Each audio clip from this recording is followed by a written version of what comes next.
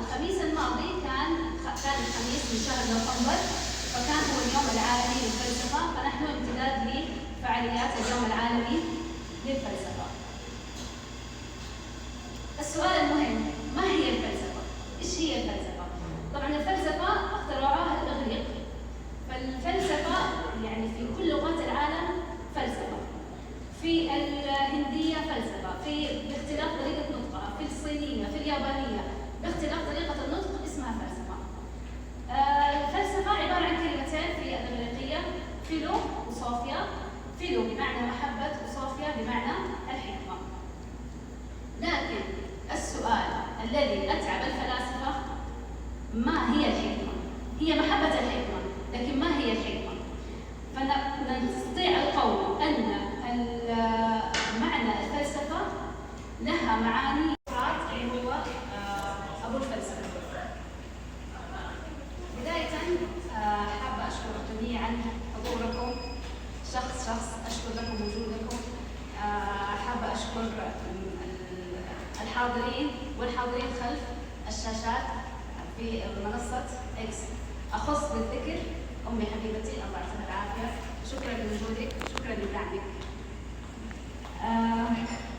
كما أخص زوجي داعمي حاضر عن طريق منصة إكس، أولادي أشكر لهم حضورهم، أشكر لأخواتي وحبيباتي جميعا الحضور. زي ما قلنا اللقاء تساؤلات في مقهى سقراط. بداية منظمة اللقاء منصة 23 إبريل. ما هي منصة 23 إبريل؟ أو من نحن منصة 23؟ يا رب سخر لي جنود الأرض وملائكة السماء، وكل من وليته وأمري يا الله، وارزقني حظ الدنيا ونعيم الآخرة، ويسر لي كل أمر عسير. يا رب سخر لي جنود الأرض وملائكة السماء، وكل من وليته وأمري يا الله، وارزقني حظ الدنيا ونعيم الآخرة، ويسر لي كل أمر عسير. يا رب سخر لي جنود الأرض وملائكة السماء، وكل من وليته وأمري يا الله، وارزقني حظ الدنيا ونعيم الآخرة، ويسر لي كل أمر عسير. يا رب سخر لي جنود الأرض وملائكة السماء، وكل من وليته وأمري يا الله، وارزقني حظ الدنيا ونعيم الآخرة، ويسر لي كل أمر عسير. يا رب سخر لي. يعني انت لاحظ الطفل الصغير لما يبدا من يوم ما يطلع ليش؟ طب هذا ايش؟ طب هذا يدل على انه الانسان بفطرته فيه فلسفه، يحب يسال، يحب يعني يعرف اصل الاشياء، يعرف من فين جات، كيف تكونت، ايش اللي صار، كيف صار.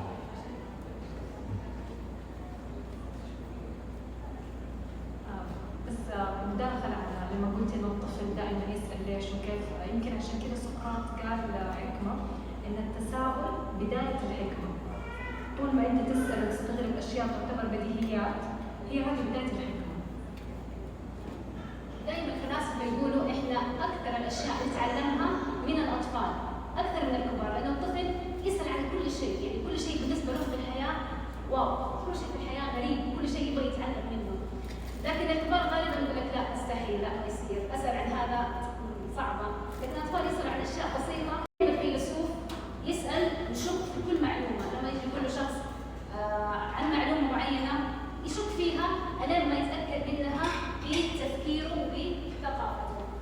كمان الفيلسوف يتميز بالدهشه، يعني الاطفال تبهرهم الاشياء البسيطه، كذلك الفيلسوف تبهره الاشياء البسيطه اللي بالنسبة للناس شيء عادي وشيء عادي.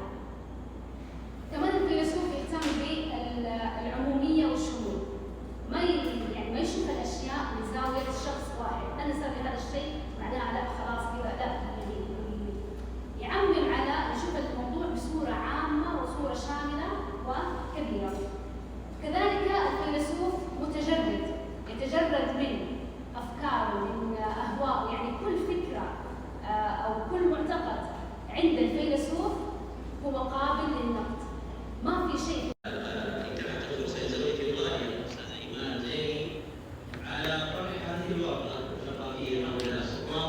طب صفقة يا هو، صفقة يستاهل صفقة. المواضيع والسيارات مهمة في المشهد الثقافي الآن، وكنت أحب أن تكون مداخلتي على الهواء مباشرة، ولكن لتواجدي خارج المملكة العربية السعودية وضعف شبكة الإنترنت عندي هنا، أحببت أن أسجل هذه المداخلة لأكون عضدا لها ومشجعا لها على طرح المثري والجيد والإيجابي حقيقة في المشهد الثقافي الذي دائما ما يستقطب المفكرين والأدباء الحقيقيين ليكونوا عونا للأجيال القادمة في فهم النية الطيبة ترتب لصاحبها أجمل الأقدار، فإذا نيتك طيبة لا تخاف مهما تعدد خساراتك، مهما تعبت.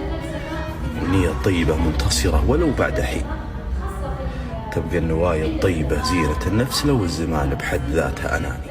النية الطيبة ترتب لصاحبها أجمل الأقدار، فإذا نيتك طيبة لا تخاف مهما تعدد خساراتك، مهما تعبت. النية الطيبة منتصرة ولو بعد حين، تبقى النوايا الطيبة زينة النفس لو الزمان بحد ذاتها أناني. النية الطيبة ترتب لصاحبها أجمل الأقدار، فإذا نيتك طيبة لا تخاف مهما تعدد خساراتك، مهما تعبت. النية الطيبة منتصرة ولو بعد حين، تبقى النوايا الطيبة زينة النفس لو الزمان بحد ذاتها أناني. النية الطيبة ترتب لصاحبها أجمل الأقدار.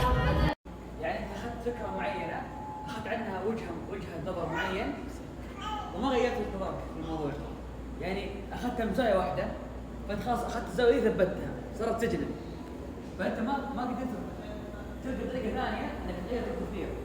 مثلا اصلا فكرت الموضوع بخاف منه في زاويه واحده، ما طالع من زوايا ثانيه، خلاص يصير الموضوع اصلا اكل ما ابغى، خلاص صرت اثبت في المحل واحد ما غيره. فاتوقع صرت تثبتها اذا انك ما فهمت الفكره زي الناس او ما طلعت فيها من منظور اخر، يعني باختصار ما تفلسفت فيها. كيف تسجلها بالضبط؟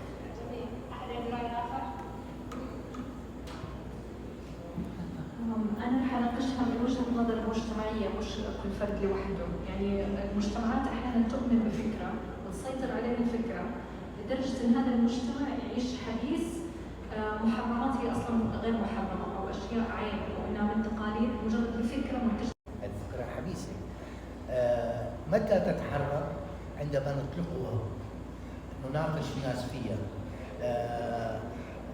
نفلسفها حسب المجتمع تبعنا وحسب عاداتنا، ساعتها تنطلق هذه الفكرة.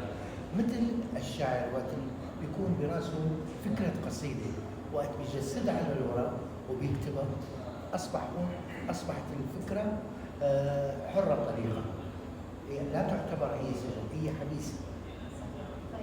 شكرا.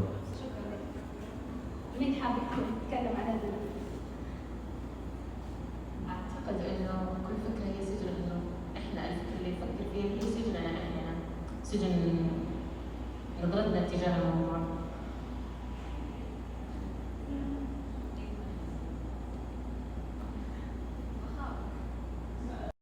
في جميع دول العالم بدأ بإنشاء مقاهي لإعادة فلسفة سقراط للحياة، بحيث أنه يبدأ الناس يرجعوا يتكلموا بالفلسفة في حياتهم، يحلوا أمورهم أو مشاكلهم بالفلسفة.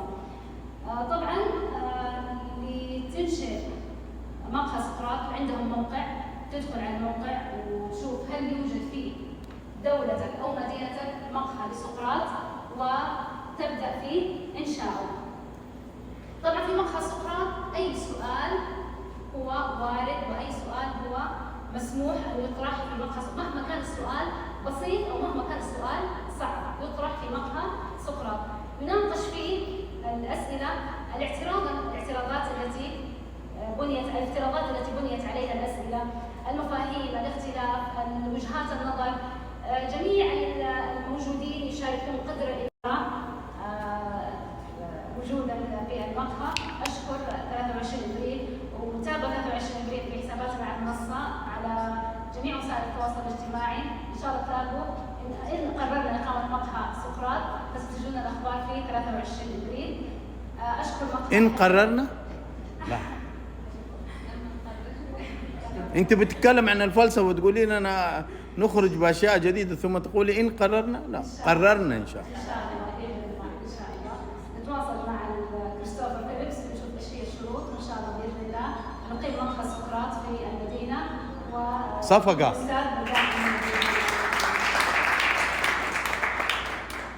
طيب أختم بمقولة لسقراط: كل ما أقول الناحية المجتمعية أو القبلية أو الدينية فأصبحنا ضمن ننتمي لهذه العادات والتقاليد، وليست عملية فلسفة الموضوع. الفلسفة تختلف، فلسفة الفكرة تختلف كليا عن العادات والتقاليد. نحن حديثين العادات والتقاليد هي سجن للمجتمع. هذا اللي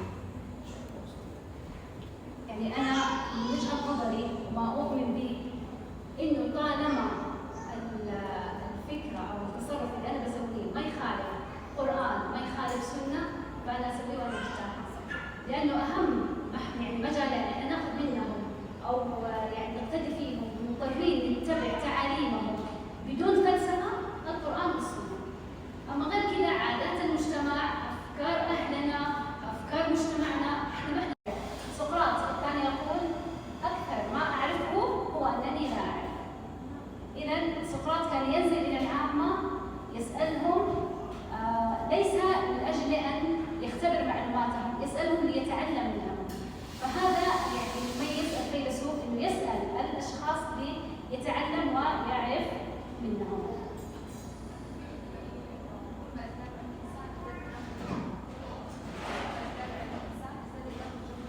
صحيح، كل ما زاد علم الإنسان ازداد إدراكه الجهل.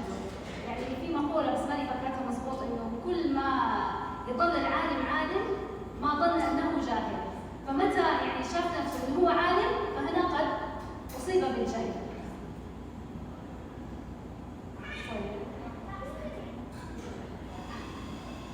شريك الحياة يقول والله شريك حياتي ما يهتم فيا. طب إيش نوع الاهتمام اللي أنت تبغاه؟ إذا رجعنا لأسس مقهى سقراط، إنه إيش هو الاهتمام؟ بالنسبة لك أنت إيش؟ بالنسبة لشريك حياتك إيش هو الاهتمام؟ إيش نوع الاهتمام اللي أنت تبغاه؟ متى تبغى الاهتمام يكون؟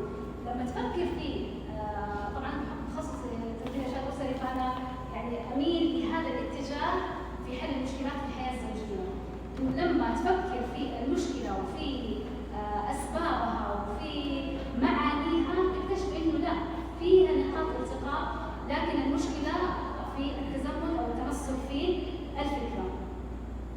طيب الحين عندنا سؤال ونتناقش فيه سقراطيا. كل فكرة لابد أن ترى النور في يوم ما. دافع عن فلسفته، دافع عن نفسه بكل شراسة. طبعا أمره بأنه يتجرع السم عشان يعني يعدموا فيه. جو أصحابه قالوا له إنه أطلب العفو، أطلب إنهم يخففوا لك الحكم لأنك تنفى فقط من أهلها. ذهب إلى القضاء قال لهم أنا أطالبكم بأن تعطوني مكافأة إنه أنا وعيت لكم الشباب، إنه أنا علمت الشباب كيف يفكروا، وعلمت الشباب الأخلاق الصحيحة، وإنه أنا كنت مصدر يعني معرفة للشباب في أهلها. طبعا أجمع جميع القضاء حتى اللي كان متعاطف معاه أجمعوا على إعدامه. لما قبل الإعدام بكم يوم جاءوا أصحابه قالوا له نستطيع أن نرشي الحراس واهرب من أثينا.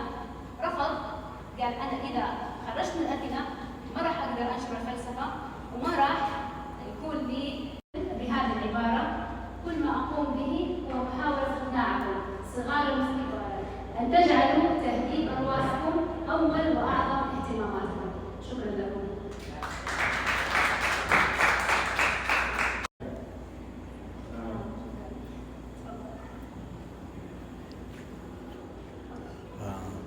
أنا عندي إن أقول الفكرة هي مسجونة، والآن نحن من الفلسفة اللي نحن بنستفيدها اليوم معاك يا أستاذة، ما شاء الله تبارك الله أبدعتي وأمتعتينا. أنا أقول أيضا الفكرة تكون مسجونة إلى أن يكون هناك عصف ذهني. الآن مدرسة من مدارس الفلسفة العصف الذهني، يكون هناك عصف لهذه الفكرة حتى نستطيع أن نخرجها بصورة تحقق الهدف المنشود داخلنا. وإن كانت تلك الصعوبات، ما زلنا نقول أي فكرة دائما تتعرض لمعوقات ولصعوبات. مهم جدا الإيمان بهذه الفكرة والانطلاق إلى ذلك الهدف مهما كانت تلك المعوقات. يكون عندنا مرة كنا نلتقي فيها كانت يعني تتحدث عن الفلسفة بطريقة رومانسية، كانت إيمان تدخلني للعالم، وهي اللي نصحتني بهذا الكتاب ونصحتني بكتب أخرى. تقريبا هي اللي فتحت لي عالم الفلسفة. فكنت دائما أقول لها لا يوجد شخص يعني أعرفه شخصيا يتحدث عن الفلسفة أفضل منك. وبعد إقناعات وافقت إنها اليوم تتفضل علينا بهذا اللقاء. طبعا أعتقد كنا نتفق إنها أبدعت، وزي ما قلتي إن الفلسفة تجعل الشخص يدخل للقاء يخرج منه بتساؤلات أكثر. وأنا متأكدة يعني من خلال نقاشاتنا اليوم كلنا أصبح عندنا تساؤلات أكثر واهتمام أكبر بالفلسفة. معناته إن أنت أصبتي الهدف ونجحتي، وأنا أشجع على يدك والاقتراح اللي اقترحه. يعني بتمنى فعلا تكونين رائدة تغيير الفكرة على الفلسفة. يعني في البداية عندما بدأت وسألتي ما هي الفلسفة ومن هي الفيلسوف، كان في كل المنظمات يعني معقد لساننا دائما نسمع الفيلسوف شخص يقول أي كلام أو شخص